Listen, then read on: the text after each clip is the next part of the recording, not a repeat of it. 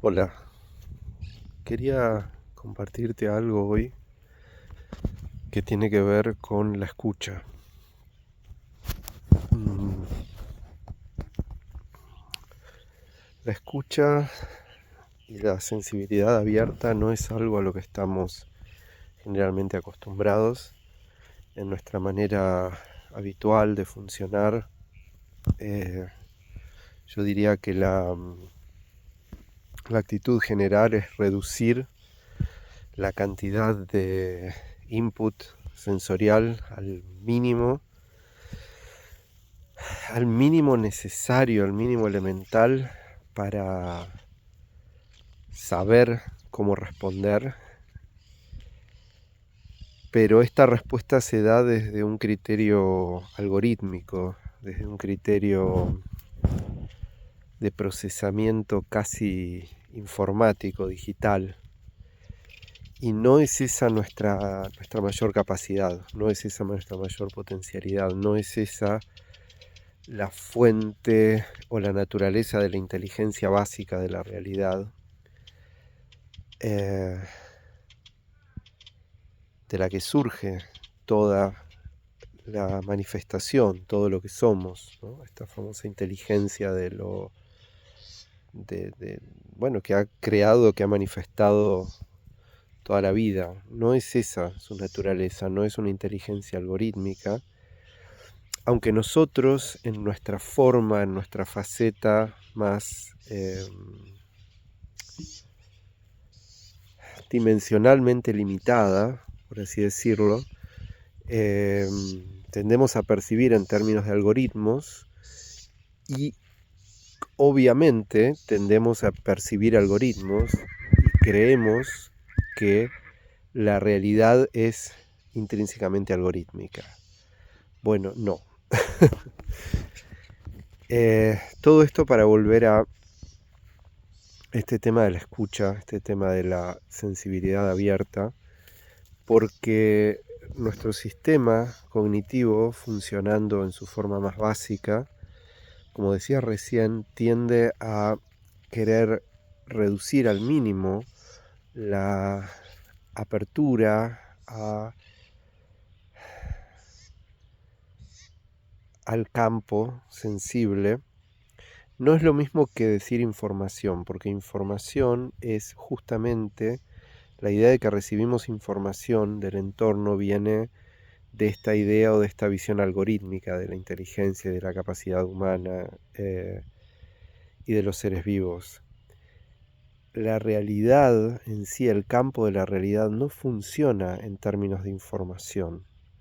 Funciona en términos de algo así como campos participativos. Esto tiene mucho que ver con lo que, con el aspecto que ha empezado a descubrir hace un tiempo el estudio de la física, ¿no?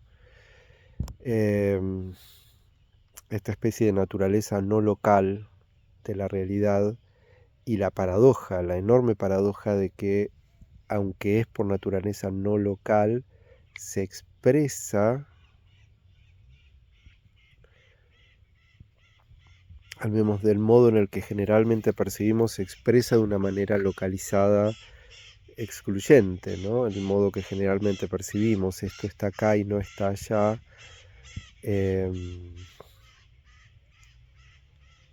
Este modo de percibir, este modo de funcionar, es parcialmente real. La realidad tiene una potencialidad de expresión y de manifestación que va mucho más allá de eso.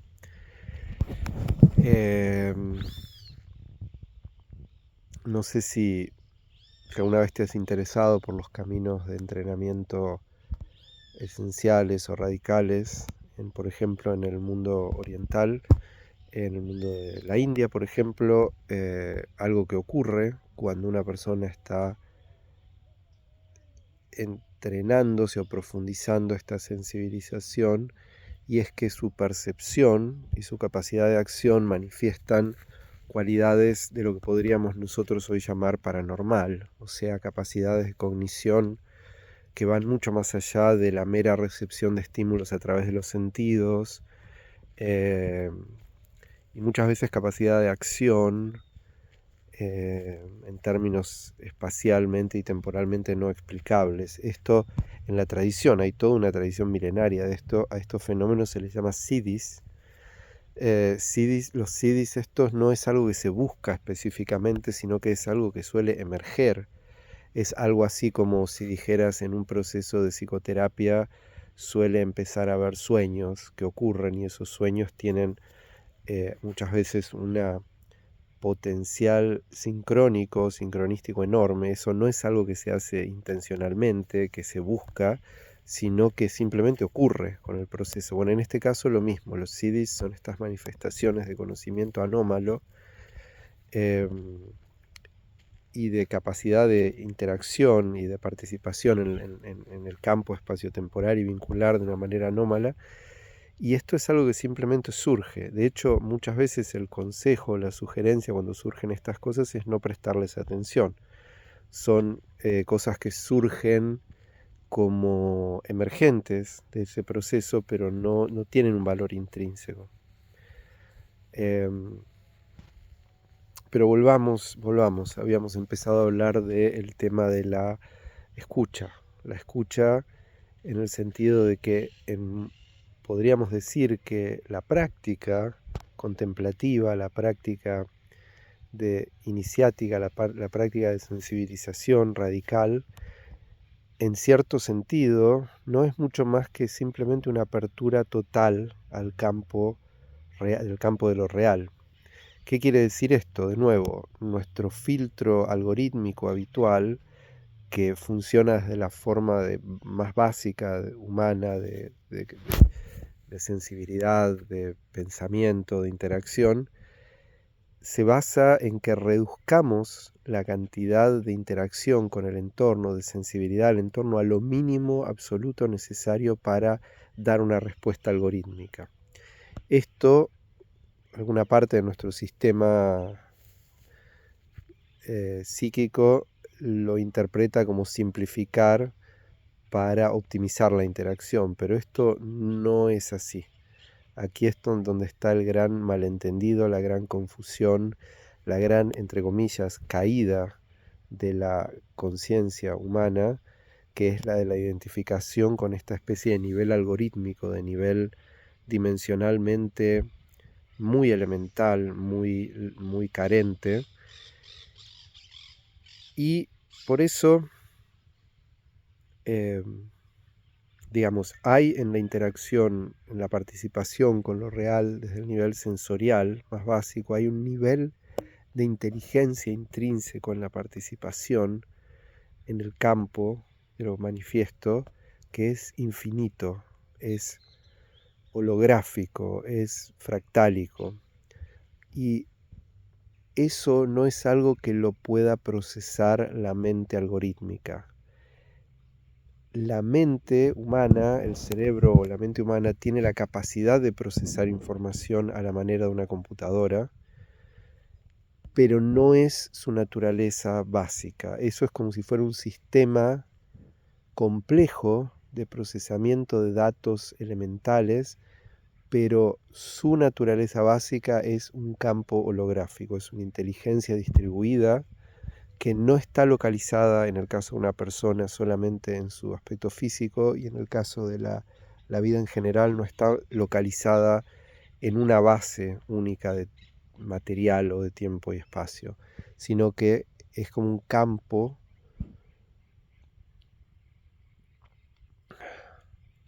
que despliega aspectos de su manifestación de una manera chispeante, con un chispeo sincrónico. Y a lo que voy con esto es a que la práctica contemplativa puede ser tan simple como, bueno, es el hecho de estar vivo, pero un entrenamiento o una sesión de práctica, por así decirlo, puede ser lo que se suele llamar simplemente sentarse.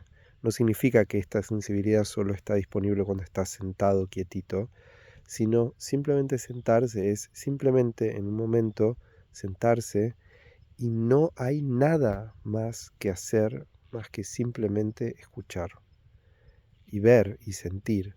Pero si querés hacer un experimento con esto, lo podés hacer, por ejemplo, cerrando los ojos y simplemente notando el campo sensorial, el campo sonoro, el campo emocional que surge y no tratando de explicar qué es lo que está pasando. Algo que ya mencioné en otros videos es que, por ejemplo, en la escucha, algo muy raro que pasa es que nosotros creemos que entendemos o le damos sentido a la escucha cuando le ponemos nombre a las sensaciones que están asociadas a nuestra interpretación de qué las produce. Por ejemplo, escuchamos, es impresionante cómo reemplazamos la mera captación energético-psíquica de los sonidos con la idea de qué es lo que lo está produciendo. Por ejemplo, ahora estoy aquí y hay un montón de sonidos y noto que mi mente está diciendo pájaro, pájaro, grillo, eh, viento, brisa, ¿no? Y cuando no significa que eso tiene que desaparecer. Cuando tu campo de conciencia o tu sensibilidad deja de estar obsesionado por esa lectura constante, pasa algo muy interesante, que es que el campo ese se abre y comenzás a notar, es difícil, es un esfuerzo ponerlo en palabras, pero comenzás a notar que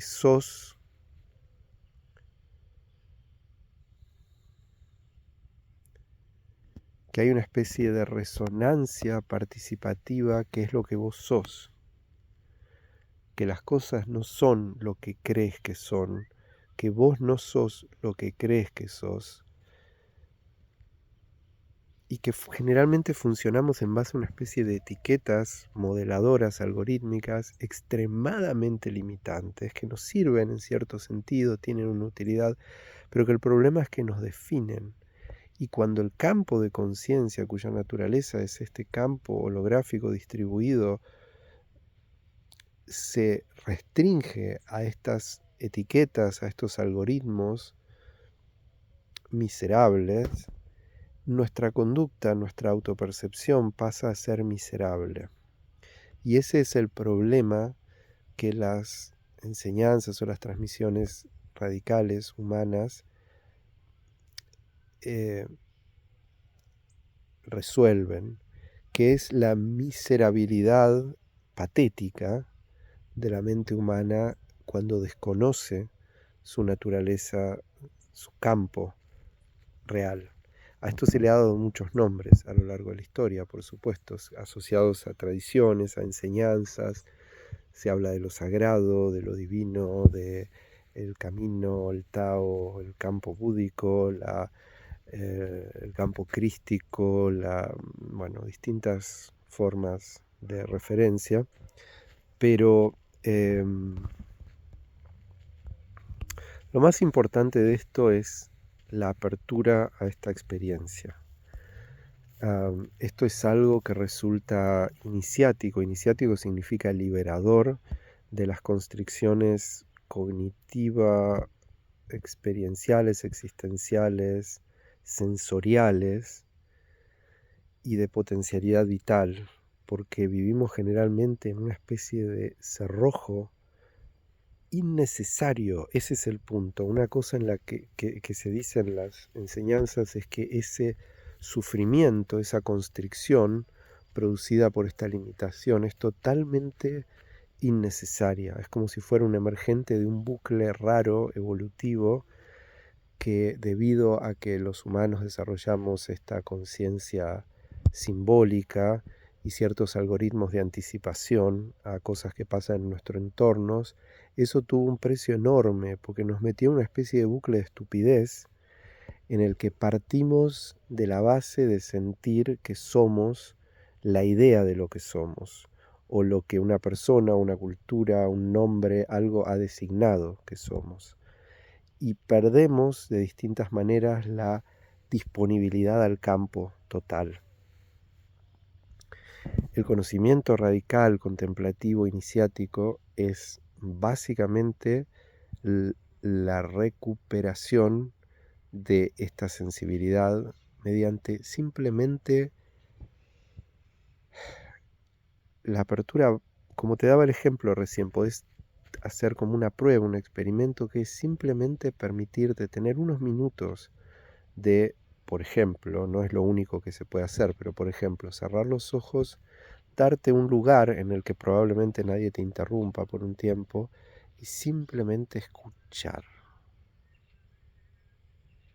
Algo muy interesante que pasa con la práctica de este tipo es que empezás a sentir, puede que a veces produzca un poco de ansiedad, porque de repente es como esta imagen de la película Matrix, donde algo se desenchufa de una especie de aparato de creencia y de muy limitante, pero algo que probablemente en algún momento te pase si continúas con esta investigación, es que empezás a sentir una revitalización psicofísica de tu cuerpo-mente enorme, y te empezás a dar cuenta de que antes, o generalmente, lo que hacemos es buscar objetos, personas, cosas que sentimos que nos van a dar esa vitalidad. ¿Por qué? Porque en nuestro estado habitual, algorítmico, matríxico, sentimos una carencia vital, porque hay como una especie de disociación interna. Es como la energía vital humana del campo total autobloqueándose. Es una cosa rarísima, es un emergente evolutivo, digamos, rarísimo en los humanos de hace mucho tiempo, ¿no? Y lo que empezás a notar con esta investigación es que tu vitalidad básica, tu tono emocional básico, tiene una vibrancia que no necesita que haya objetos o cosas o algo estando para que eso esté. Simplemente necesita que estés disponible a tu propia naturaleza. Parece una tontería, es una cosa extrañísima, pero lo único que se necesita es eso. Esto en las tradiciones espirituales se lo ha expresado, ¿no?, de distintas maneras. Por ejemplo, en la tradición cristiana se habla del amor incondicional de Dios, la gracia divina, ¿no?, que viene cuando el practicante, digamos, abre su corazón al influjo crístico, entre comillas, ¿no? ¿Qué significa eso? ¿Que tengo que creer en la Biblia, que tengo que creer en el Papa? No, significa que la realidad, Dios es la naturaleza de la realidad, no le pertenece a nadie, a ninguna institución, ni a haber nacido en una familia, ni nada. Lo que descubrís es que esa realidad tiene una vibrancia. En la tradición cristiana, a ese brillo, a esa conectividad absoluta se la llama amor, y eso es incondicional. Aparece la imagen del amor de un padre, o podríamos decir de una madre también, pero del amor filial. Es incondicional. No depende de que uno esté haciendo las cosas bien o sea una buena. El amor de un padre, por ejemplo, por un hijo, es una madre, obviamente, ¿no? Es incondicional. Este amor, esta vibrancia vital, se experimenta en el cuerpo-mente. Es algo que ocurre, que se experimenta, por ejemplo, también en las prácticas yógicas de la tradición oriental. Esto es algo que empieza a ocurrir a través, en ese caso, del entrenamiento de ciertas rigideces del cuerpo-mente, tal como se experimenta generalmente, con una dureza emocional, física, respiratoria. Cuando eso empieza a entrenarse, la energía del proceso del campo, digamos, empieza a aflorar, y esto acompaña también una práctica de investigación, ¿no? Pero bueno, son distintas tecnologías usadas para esto. Pero lo que quería llamarte la atención es que no es simplemente una cosa de pensar cosas lindas, cosas medio hippies, románticas, idealistas. Es cómo vivimos esta estupidez en nuestro propio cuerpo y en nuestra propia mente, como una especie de rigidez seca, inflamatoria, tóxica, y cómo al reabrirnos al campo, te das cuenta de lo paradójico, somos el campo y nos reabrimos al campo. Es decir, lo que produce a veces es una risa enorme, porque es tan raro esto. Pero de todos modos, uno de los emergentes de este proceso es esta especie de vitalidad, ¿no? Y una sensación de libertad intrínseca, incondicional. Ya no es necesario que haya una obediencia o una pertenencia o que las condiciones, las causas y condiciones externas sean de cierta manera para que eso esté. Por supuesto, esto en términos humanos tiene una relatividad. Todos tenemos un límite y probablemente sometidos a situaciones muy extremas, para muchos de nosotros sea muy difícil mantener esa disponibilidad abierta, ¿no? Por eso, bueno, ahí tenés las historias también en el cristianismo, tenés estas historias de los santos, ¿no? Que de repente eran sometidos a situaciones extremas y mantenían esa aura, ¿no? De esa apertura, esa sacralidad. ¿Viste? El aura que se dibuja en la cabeza tiene que ver con una cualidad de una persona que cuando está abierta a esto parece brillar, parece ser un reactor de la potencia vital, natural. Y la mayoría de las personas no manifiestan eso. No significa que no esté en ellas el potencial, sino que no se nota porque están más ocupadas, su sistema psicofísico está más ocupado en controlar eso en uno mismo y en los demás, porque sienten que eso es peligroso. Por esto, algunas de estas enseñanzas en distintos momentos de la historia han sido esotéricas, secretas. En este momento, su modo de esoterismo es que están disfrazadas en medio del ruido. Está todo tan disponible que es absolutamente difícil distinguir algún tipo de transmisión verdadera, ¿no? Iniciática. Pero bueno, quería señalarte esto, por ejemplo, con la escucha, con la sensación psicosomática, con la vista. La vista también hay en muchas prácticas, por ejemplo, te puedo hablar en la tradición tibetana, hay una serie de prácticas que son consideradas las más esenciales, cuya clave es la visión, los ojos, lo que pasa con la luminosidad, con la luz, bajo ciertas condiciones y cierta transformación, digamos, de alguna manera, que esto produce en cómo experimentamos, en cómo nos percibimos y cómo se da todo este proceso, ¿no? Pero te quiero llamar la atención a que esto no es un blef, no es simplemente personas hablando de cosas hippies que no tienen. Está basado en algo muy concreto, está basado en el conocimiento, en la tradición de conocimiento humano sobre nuestra verdadera constitución psicofísica, y para esto no tenés que creer en algo, no se trata de que creas en un dogma, de que te vuelvas católico, que te vuelvas esto o el otro. Una verdadera tradición de conocimiento esencial no se basa en que creas cosas, sino en la apertura a que reconozcas experiencialmente este potencial, este brillo, y eso se manifiesta creativamente en tu vida de distintas maneras, ¿no? Pero no es una cuestión de membresía eh, en un club o en una institución o algo así. Es como nuestra herencia vital como humanos, ¿no? Y como aspectos de este campo vital. Bueno, ojalá algo de esto te inspire o te interese.